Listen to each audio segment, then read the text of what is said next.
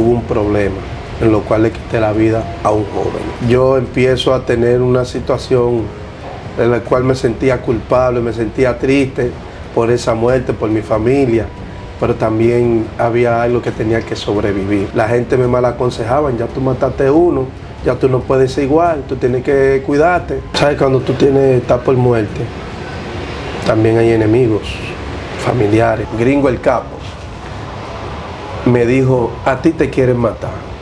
Yo me dice, no estés jugando basquetbol en la cancha porque a ti te van a matar.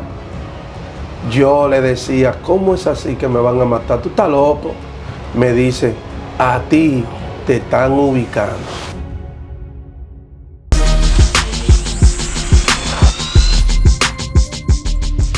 Hola, ¿qué tal? Saludos, sean todos bienvenidos a una nueva entrega de este canal. Invitándote a que te suscribas, que actives la campanita de notificaciones y aquí abajo nos dejes un comentario.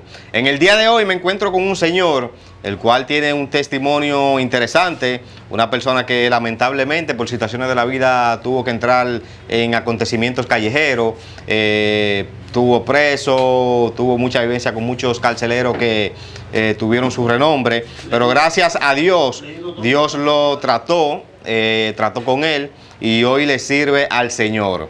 Le doy las gracias al patriarca, que fue el que nos puso en comunicación con este señor para hacer dicha entrevista. Hermano, bienvenido. Bienvenido. Buenos días. Antes que todo, mi nombre es Robinson Sánchez. Muchos me conocen como El Zurdo, otros me decían El Erizo en mi barrio, pero mi nombre es Robinson Sánchez. El que me conoce como Robin. Sí, que he querido dar un testimonio de las vivencias que hemos tenido, aunque fue una situación, una historia un poco triste, pero sé que muchas personas que están pasando o han pasado por esa situación sabemos que pueden superar. Exacto. Yo quiero saber de dónde nace, de dónde viene usted, ¿dónde nace? Yo nací en la Francisco del Rosario Sánchez, La Sursa, aquí en el Distrito Nacional, un barrio un poco el más caliente de la zona, el barrio más temido en los 80, los 90. Sí. Se creció con un ambiente de violencia, de robo, de asalto, de abuso, que eso era lo que imperaba más en ese barrio. No fui delincuente, pero el mismo sistema barrial nos llevaba a tener un temperamento un poco acelerado. ¿Qué se veía en esos años allá, en el barrio? En el barrio lo que se veía era, como le digo, abuso, robo, asalto, droga, mucha muerte. Los delincuentes que los fines de semana ponían una caja para quitarle el dinero a los padres, a los niños cuando iban al colmado. Y yo crecí viendo ese tipo de violencia y ese tipo de abuso. A la edad de 12 años me dieron una puñalada en la espalda, me dieron 16 puntos. Fue mi primera ya experiencia. Yo le di una puñalada a quien me cortó. Después de ahí ya uno empieza a tomar un temperamento un poco violento, ya a partir de los 12 años. Y ahí ya yo andaba con un cuchillo, aunque estudiaba, aunque era un niño de familia, pero ya yo tenía eso como un mecanismo de defensa. Ok, que usted no lo hacía era para defensa propia, no quizá para hacerle daño como lo hacían los tigres del barrio, para atracar y todo eso. Como defensa propia, porque, o sea, nunca encajé en la delincuencia, nunca pude. Aunque muchas veces, honestamente, uno trata, pero nunca pude como encajar. Ok, ¿usted quiso pertenecer a ese mundo? ¿En un momento? En un momento sí pensé que iba a pertenecerlo, porque realmente, vuelvo y te digo, el sistema era muy acelerado. La mayoría de los jóvenes que crecieron conmigo murieron, han muerto todos, quedan pocos. Melvin es uno de los que Dios le ha preservado la vida, pero la gran mayoría han muerto todos. Ok, ¿cómo se sigue desarrollando su vida después que usted tiene ese acontecimiento donde le dan la puñalada y usted da también? No, ya ahí yo empiezo y tomo un giro de que yo andaba con un grupito, andaba con uno que muchos lo conocen, David el psicópata, se llama David, tiene un dedo mocho. Con David andábamos con uno que se llamaba Danielito, salíamos y hacíamos travesuras. Y después de ahí mi padre uno de los delincuentes del barrio me dio un consejo, me dijo, tú no eres delincuente, tú eres un muchacho sano, tú estudias. Mira cómo están ellos, ya ellos están cortados, ya ellos están lisiados, tú no. Tú quieres eso para ti. Entonces, a partir de ahí, a los 17 años, yo sigo mis estudios, me ingreso a una institución trabajando con jóvenes y seguía trabajando con jóvenes, pero a los 20 años tenía la secuela, tuve un problema en lo cual le quité la vida a un joven. Y ahí es donde ingreso al penal de La Victoria. ¿Qué pasó con ese joven? ¿Ustedes tenían problemas, riña? ¿Cómo se dio todo? No, fue una situación que voy a ser quizá un tanto cuidadoso, pero fue una situación un poco confusa en lo cual el joven no estaba en el problema y yo no estaba en el problema. Eran dos personas que tenían un problema, pero lamentablemente el joven me atacó y yo terminé quitándole la vida al joven. ¿Fue una situación del momento? Del momento. ¿Cómo usted se sintió en ese momento? Bueno, en ese momento me sentí muy triste porque era algo desconocido. No sabes, nunca el quitarle la vida a un ser humano es algo muy, muy fuerte, porque el único que está facultado para quitarle la vida al ser humano es Dios. ¿Qué le pasaba por su mente en esos momentos? No, qué hacía, qué iba a hacer de mi vida. Entonces, ahí es donde empieza una historia de mi vida donde la gente me mal aconsejaba, ya tú mataste uno, ya tú no puedes ser igual, tú tienes que cuidarte. Entonces ahí es donde yo empiezo a tener una situación en la cual me sentía culpable, me sentía triste por esa muerte, por mi familia, pero también había algo que tenía que sobrevivir. Y ahí es donde ingreso a la cárcel. Entro al penal de La Victoria el 5 de enero del 2001. Entro allá y en ese lugar me recibe Melvin. Melvin me ve.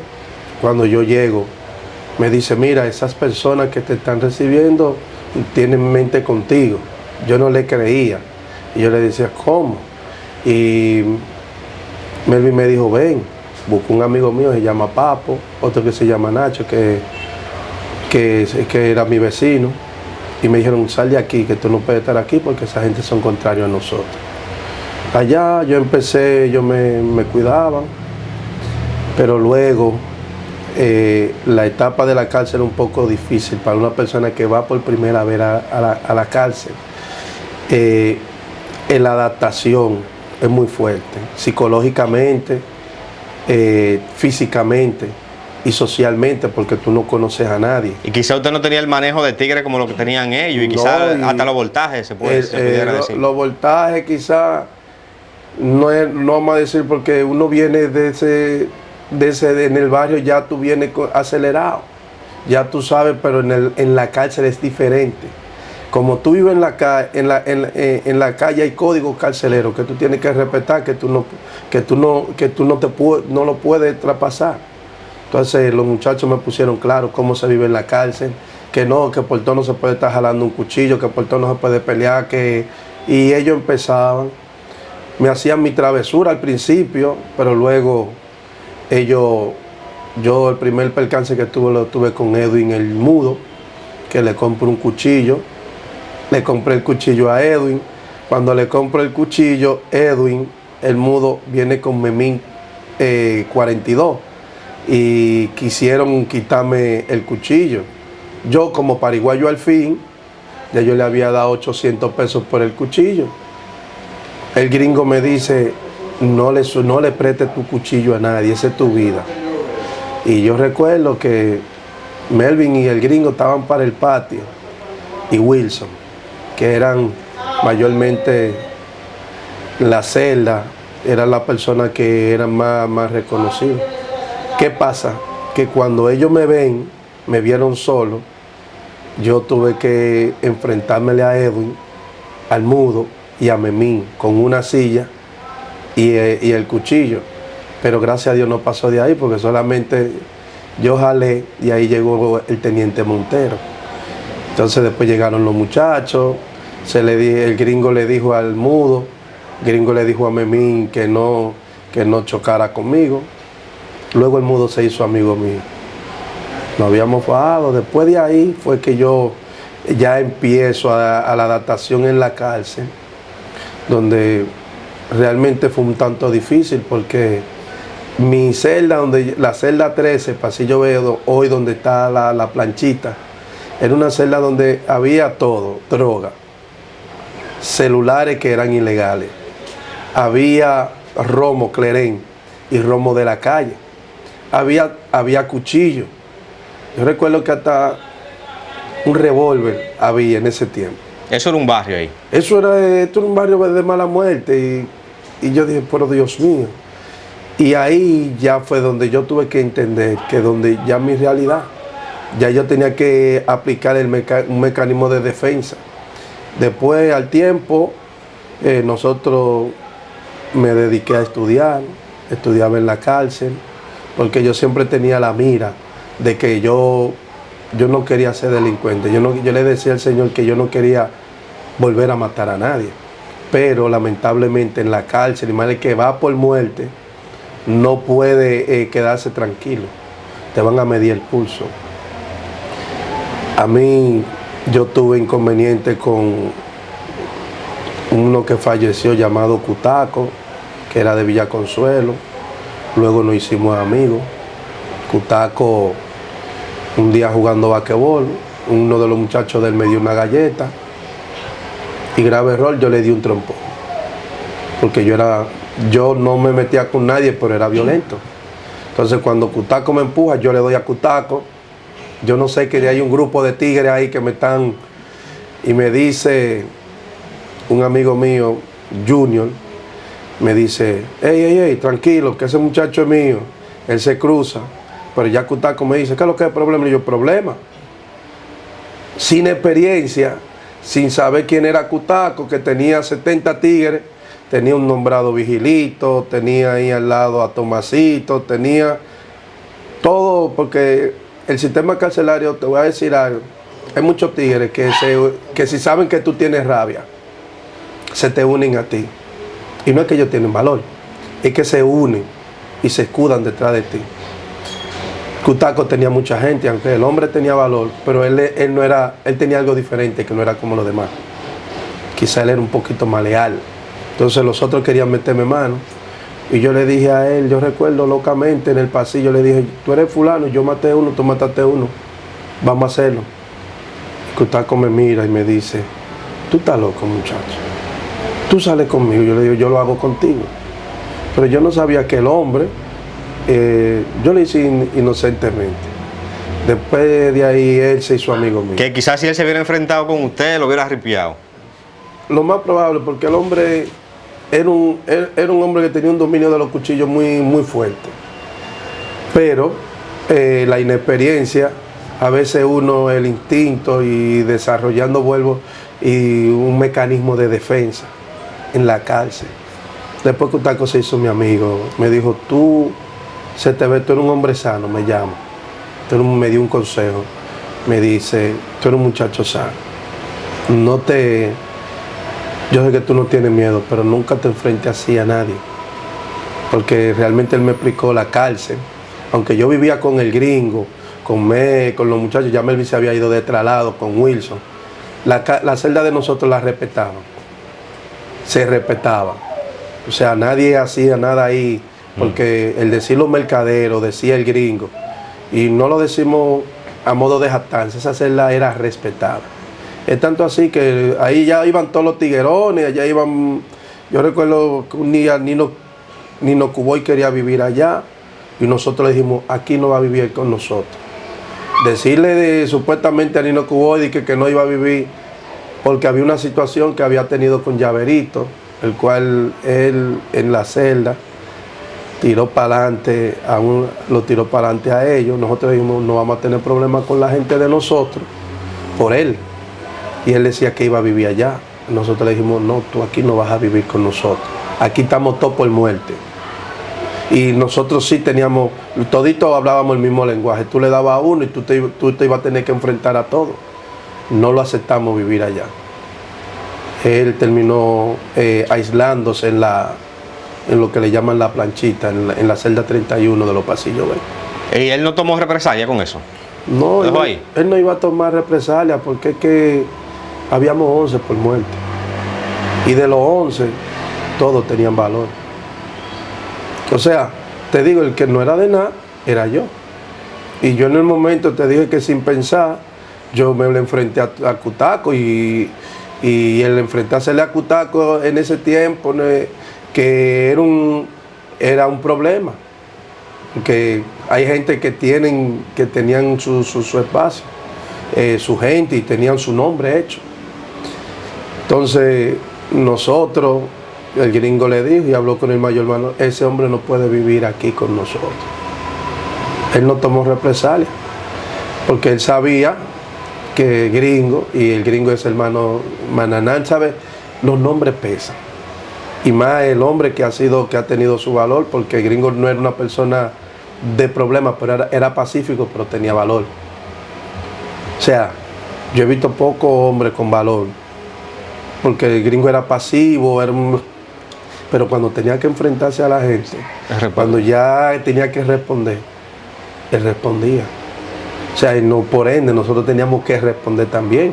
O sea, éramos como, nosotros no nos metíamos, ese era el código de nosotros.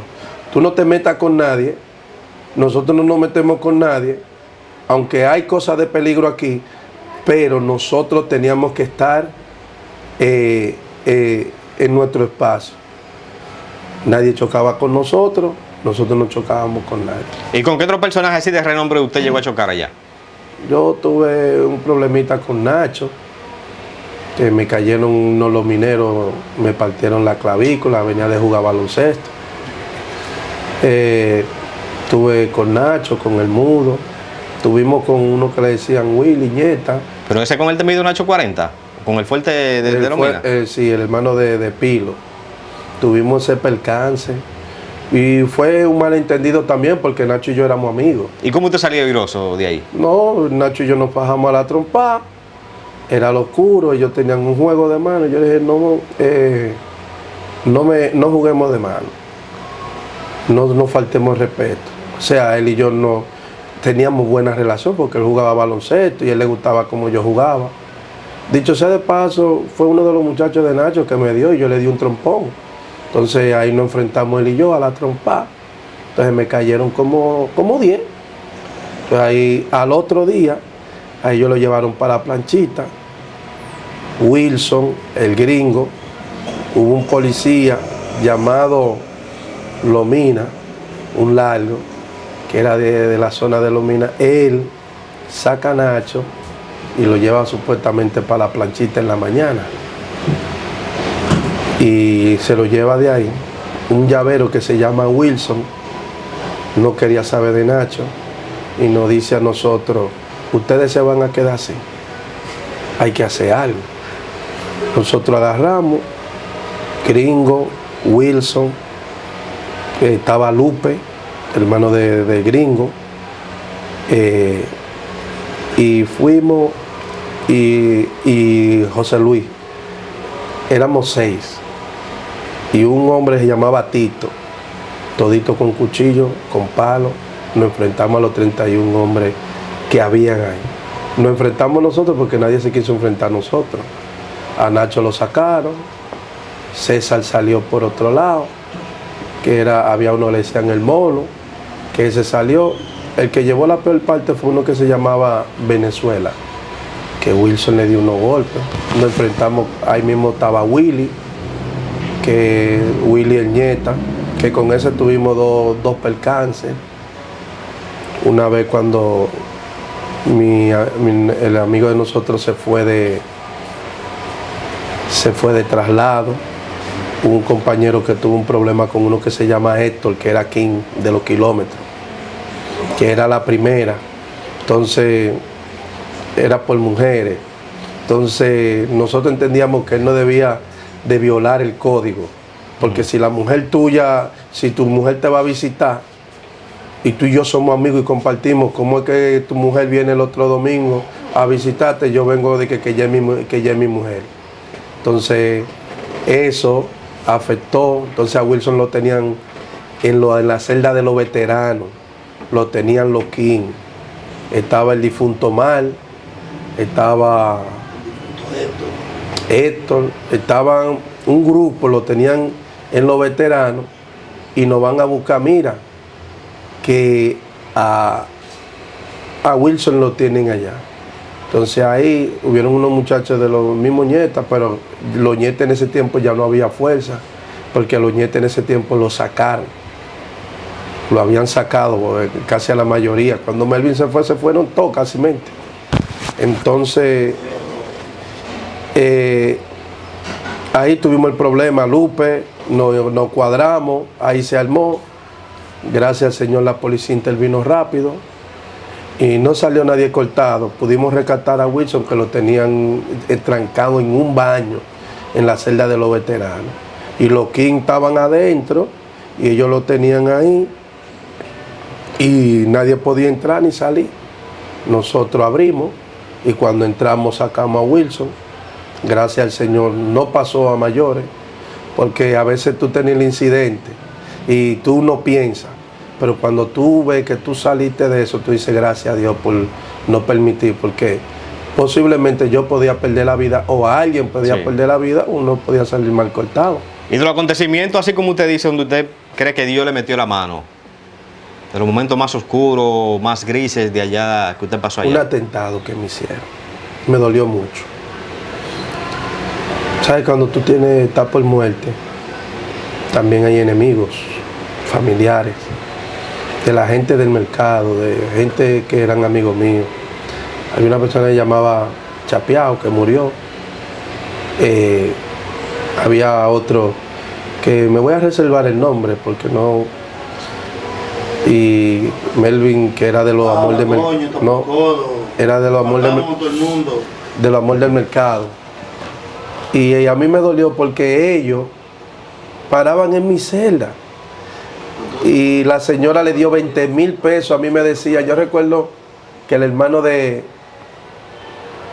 difunto Gringo, Fifo, Gringo el Capo, me dijo, a ti te quieren matar.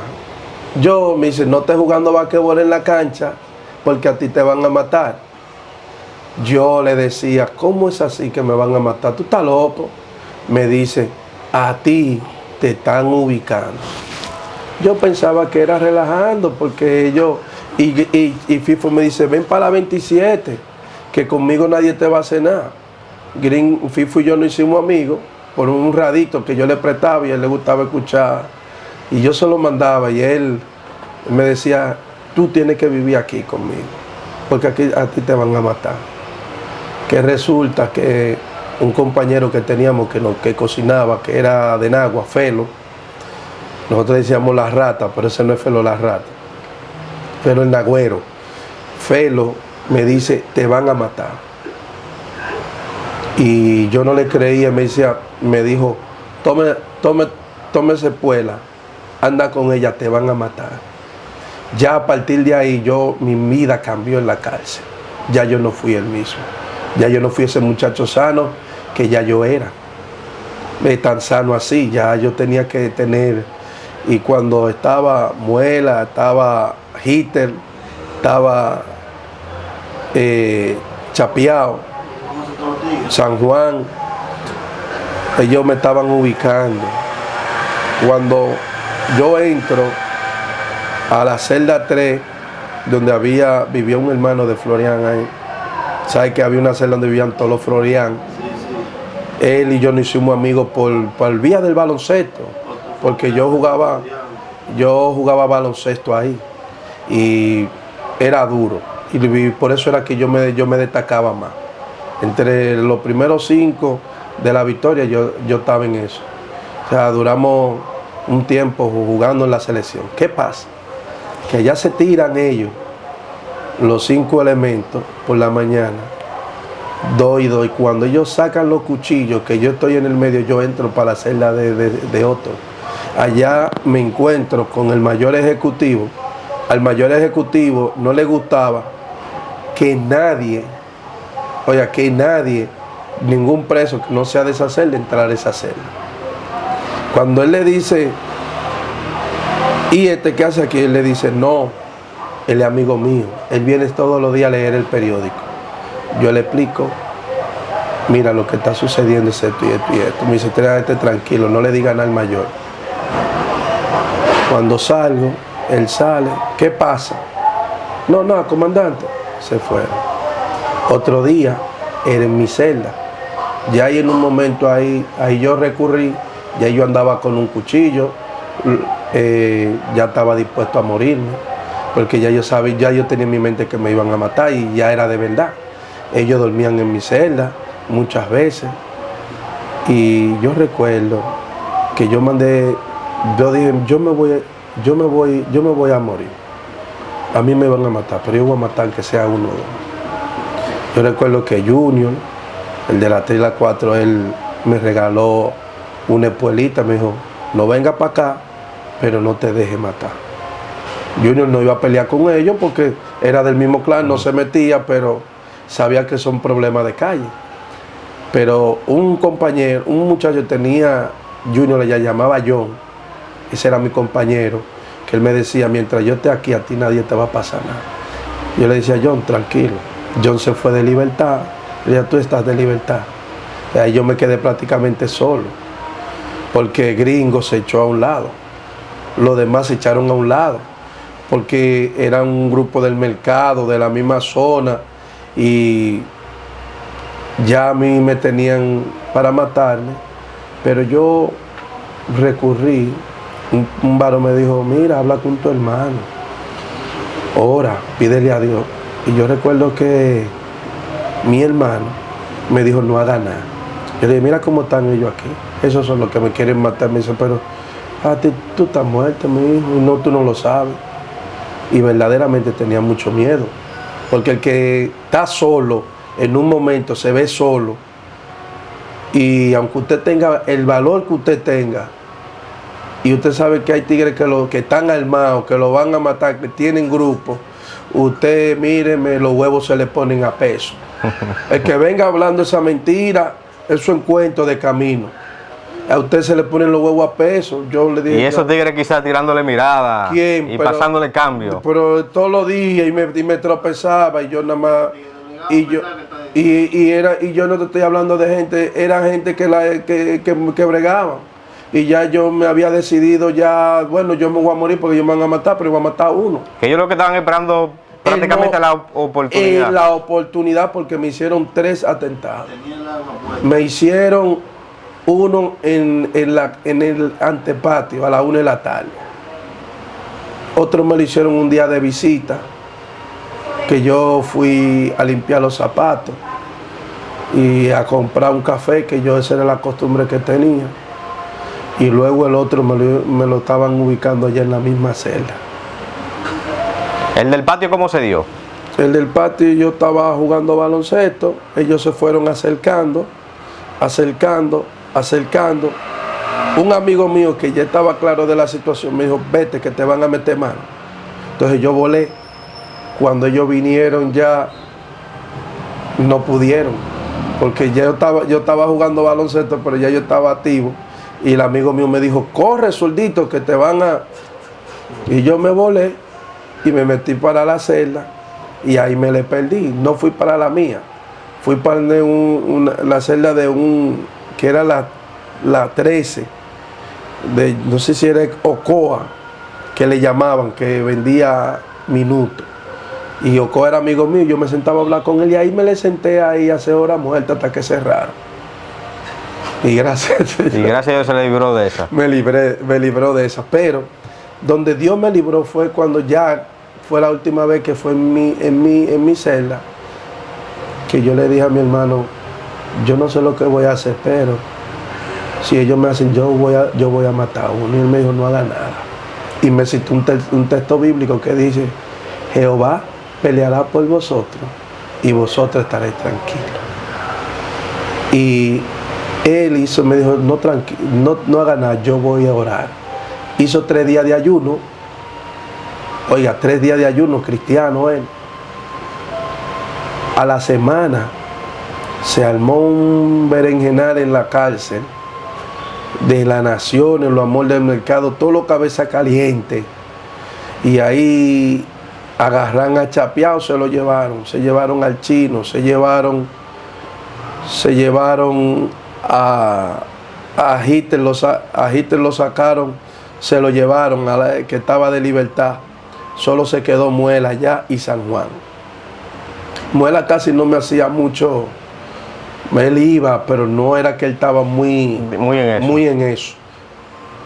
Y ¿qué pasa? Que cuando... ¿Y San Juan estaba en eso? San Juan estaba en eso, porque San Juan vivía con el muchacho, con el primo del muerto, y el dinero se lo habían dado a él, y él estaba en eso, pero al irse el grupo, ya él no tenía como la forma de cómo llegarme a mí.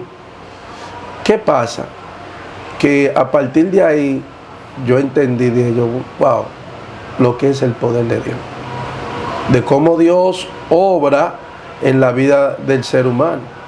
Pero fue una situación bastante difícil, en la cual yo a mí me olvidé de familia. Yo le dije, le mandé a decir a mi mamá que no fuera. A mi papá yo lo despachaba de una vez. Mi abuelo me compró 3 cuchillos. El último me lo trajo de la calle. Me dijo, toma, no te dejes matar. Y los cuchillos se me perdían de la celda. ¿El atentado que ellos le hicieron en la celda, cómo fue?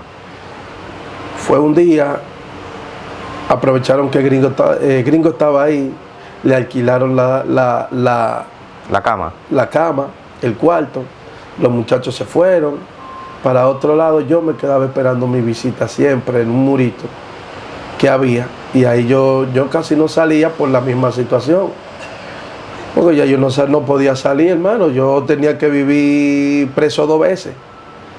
Entonces cuando ellos llegan, que ellos ya van a meter mano, gracias al Señor siempre aparecía o Montero o un policía, porque allá iban muchos los policías a la celda de allá, porque allá se vendía romo, y al vender cosas ilegal ellos van a buscar su peaje.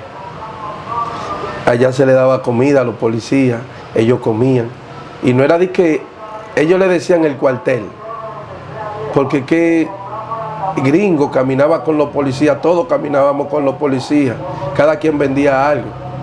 Hubo un tiempo que yo tuve que también, mi mamá enfermó y yo tuve que vender estupefacientes allá, y allá yo tenía algo, Gringo tenía algo, el otro tenía otra cosa.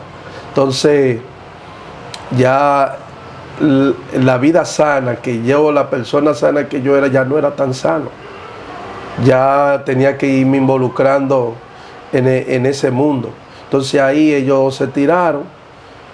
Por suerte, gracias al Señor, la policía llegó de una vez. Ellos, cuando el chino entra, se queda Hitler afuera, se queda Muela en la entrada de los pasillos, que había una puerta, y los otros 2 se quedaron ahí conmigo. Cuando yo veo, ellos estaban intentando apagar la luz, pero la luz no se apagaba ahí. La luz se apagaba allá atrás, por la celda 31, que uno tumbaba el break, una perita que había, y se apagaba. Ese pasillo quedaba a esta hora, quedaba, mírame, oscurito, nadie podía ver nada en lo absoluto. Entonces, gracias al Señor, en ese momento que ya ellos lo iban a hacer, ahí mismo llegó un policía. O sea, secularmente la gente no lo entiende, pero yo sé que Dios estaba obrando ahí. ¿Qué usted hizo cuando vio al policía? Salí con él, porque dígame. ¿Se le trayó arriba? No, me le fui al policía, lo abracé, le digo, ¿qué, mi hermano? ¿Y tú? Ven, tenía 50 pesos, se lo doy, pero se lo di por los nervios, porque yo quería que salí de ahí ya. Entonces, cuando ellos vieron que yo me fui abrazado con el policía, yo me fui para el antepatio. De ahí me voy para los pasillos, que ahí donde yo tenía muchos amigos, en los pasillos F, en los F3, en los F2, F4.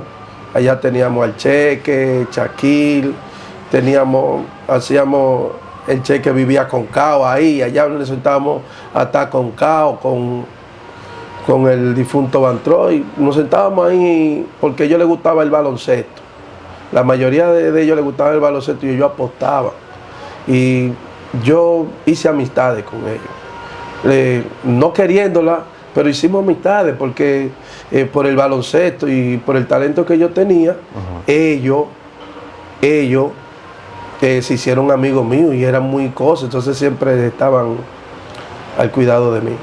Ok, ¿en qué momento entonces se va dando? Porque usted tiene una condena a 30 años. Y salió no, muy... Yo tenía una sentencia antes, el proceso era, tú ibas a buscar papeles. En los papeles te daban el mínimo de la pena que a ti te cabía. Por ejemplo, en el caso mío, los papeles salió 30 años. Ya por esos papeles se dictaba la sentencia que venía en primera instancia. Gracias al Señor, en primera instancia se hizo un ajuste, se hizo una reformulación en el expediente y el expediente que estaba un poco maniobrado, ese expediente se hizo una revisión. Entonces, cuando voy a primera instancia me echan 8 años de prisión. Eso que tenía los papeles, que salían de 30, me pusieron de 2 a 10 años. Que ahora se dicta una medida de coerción, pero no venía con la ¿cómo se dice esto? No venía con la sentencia ya precalificada. Antes venía precalificada la sentencia. Que tú podías, ya cuando tú venías con una gente a 30 años, era porque 30 años te venían. Cuando te salían 30 en los papeles, era 30 que te salían. Lo mínimo que tú podías hacer era 20. Y eso se daba en primera instancia, en apelación y también en casación. Muchas veces se tenían que hacer revisiones. Pero gracias al Señor, Dios obró, me echaron 8 años y con el buen comportamiento, la libertad condicional, pude salir a los 6 años. Gracias a Dios. Gracias al Señor. Entonces, cuando usted sale de ahí, ya de esa prisión, ¿a qué se comienza a dedicar? ¿Qué de su vida? ¿Vuelve al barrio? ¿Qué hace? Yo quiero decirte el proceso de cómo yo salí, antes de llegar a esa parte. Porque yo salí y me puse a jugar baloncesto, yo estudiaba. Y me trasladan de la celda pasillo B a los pasillos C. Allá tuve el encuentro con Nacho, después tuve el encuentro con Nacho. En los pasillos C empezamos a ir a las cárceles, a jugar baloncesto. Se hizo una selección de la victoria. Ganamos 5 campeonatos de los juegos intercarcelarios. Y el juez ejecutor de la pena del área de Santo Domingo Oriental, para ese tiempo, él dice, en el distrito, dice que si la victoria o el equipo que ganara los juegos departamentales, él le iba a dar la libertad condicional a todos. Cuando habemos 12 jugadores, nosotros ganamos y Dios obró, nos dieron la libertad condicional. Habíamos sometido varias veces la libertad condicional y no había tenido éxito. Estaba un poco frustrado ya. También en un momento tuve un encuentro con Kelly Collar, que me tiraba la droga por un lado. Yo recuerdo que voy donde el mago y le digo: mago, ¿qué voy a hacer con Kelly? Le digo a Cheo, está pasando esto y esto y esto. ¿Pero cómo que él se la tiraba? La goleta, él tenía una goleta que la hizo, compró una segunda y una primera. Yo tenía una primera solamente. En mi primera, yo dejé un espacio para que me entrara aire y el abanico. Él tiraba una soga con la droga por dentro de la sábana, y a donde daba la sábana salía era a mi goleta. Yo tenía una tabla donde yo ponía la ropa. Nadie veía eso sino alguien que estuviese buscando. O sea, él estaba clavando su droga en mi goleta. Cuando yo le llamo la atención, el hombre lo que me dice como que haga lo que yo quiera. Y yo, que haga lo que yo quiera. Yo quería irme de libertad porque estaba en el proceso y no quería que mi libertad condicional se dañara. Y en este caso, sí, yo estaba dispuesto. Yo hablé con Cheo, le dije, mira, fulano, habla con fulano. Hablé con el gringo, habla con fulano, y el mago me dijo, fulano me tiene alto. Especifícate que es otro gringo. Otro gringo, que es del caso del caso del senador. Senador, mataron. Sí. Cuando él me dice que haga lo que yo quiera, yo me quedé tranquilo. Él había cogido fuerza porque como él era king, pero él lo que no sabía era que ya yo estaba a punto. Ya yo tenía un cuchillo. Yo estaba a punto de matarlo porque él no era de nada. Quien era de algo era Cheo y el mago. Y ellos le dieron la orden. No, ellos no me dieron la orden. Yo le dije para que hablaran con ellos, porque ya yo estaba dispuesto a hacer, porque yo dije, si me daña mi libertad, ya yo no tengo mamá, que era la que me iba a la cárcel, mi madre. Mi papá iba a la cárcel, pero estaba enfermo, y mi abuelo estaba enfermo también. Y yo lo voy a coger, pero entonces me puse a orar, porque por eso uno tiene que depender de Dios.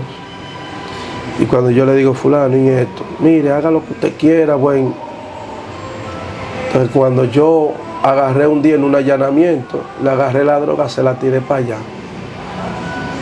Y yo hablé con un amigo mío, le llamaban el menor, el pequeño, que Francisquito me cogió mucho cariño. Él era de allá, del lado de los Coquitos, el lado bregaba con los caballos ahí. El pequeño le tenía miedo, todos los tigres le tenían porque él venía de control en San Francisco, y el pequeño me dijo, Zurdito, mátalo. Y cuando Francisquito me dijo, sal de eso, y yo, bueno, porque se había hablado con él, y el muchacho, pues, él nunca se dio cuenta que yo estaba a punto de matar. Quizás tú le preguntes y él ni se acuerde, pero él nunca se dio cuenta. ¿Tú sabes por qué no se dio cuenta? Porque yo estaba haciendo lo mío callado. Yo tenía lo mío ahí y dije, si me niegan la condicional, yo lo mato. Pero, como dice la Biblia, del hombre son las disposiciones del corazón, mas de Jehová es la respuesta de la lengua. Yo recuerdo que en mi goleta, con la droga ahí, yo me puse a orar y a llorarle al Señor. Le dije, Señor, tú me vas a dejar matar a este hombre. Mira cómo tengo ahí, yo no brego por droga, yo estoy pagando un muerto. Yo no quiero que nadie me haga daño. Tú sabes, yo no tengo familia. Y yo estaba en el proceso, sometí la condicional y se habían reservado el fallo. Y bueno, un varón que había ya me dio un consejo, me dijo, tú vas a matarse un animal que no se come, tú vas a matar a ese hombre. Él mira cómo él está, él no sabe nada. Yo tenía todos los días mi puelita ahí y yo sabía ya lo que iba a hacer, ya yo lo tenía planeado. Y él me dijo, si tú lo matas, tú vas a tener un problema peor, porque van a decir, mataste a ese, a ti te pagaron, tú vas a tener la prensa arriba, se te va a dañar tu cosa. Y yo hice así, bajé la guardia. Pero Dios, en su misericordia, en un juego ganamos, la Victoria ganó el campeonato, sometimos la condicional, el juez se resolvió el fallo. Ya para culminar la entrevista ahí, porque para que la música no nos tumbe el video,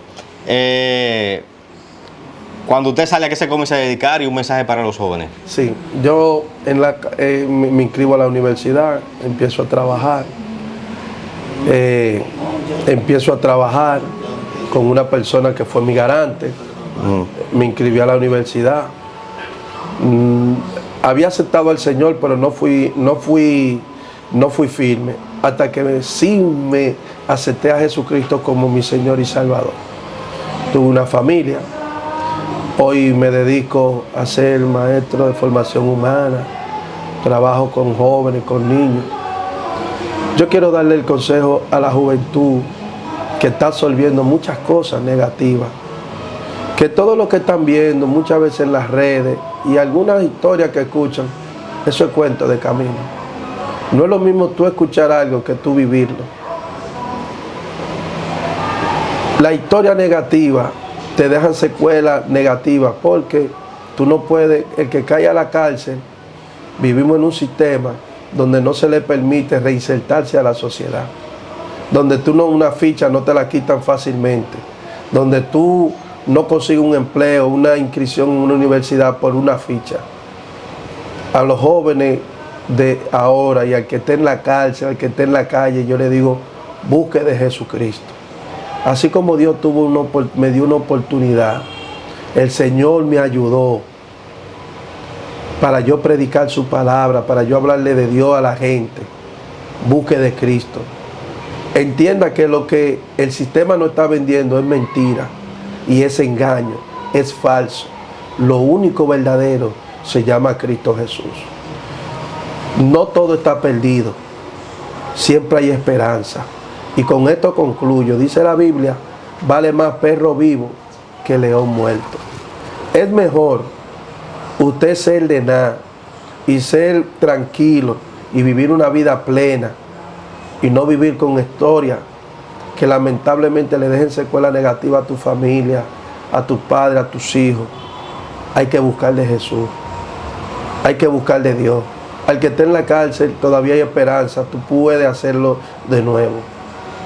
Yo le invito a que busquen del Señor, a que le entreguen su vida a Jesús, a que entienda que hay oportunidades y que todo no está perdido. Espero que este mensaje haya llegado a los corazones y que pueda servir de inspiración y de algo, de ayuda para todo aquel que haga este video. Busque de Cristo y Dios le bendiga. Amén, amén. A la gente que se suscriba al canal y activa la campanita de notificaciones, vamos allá.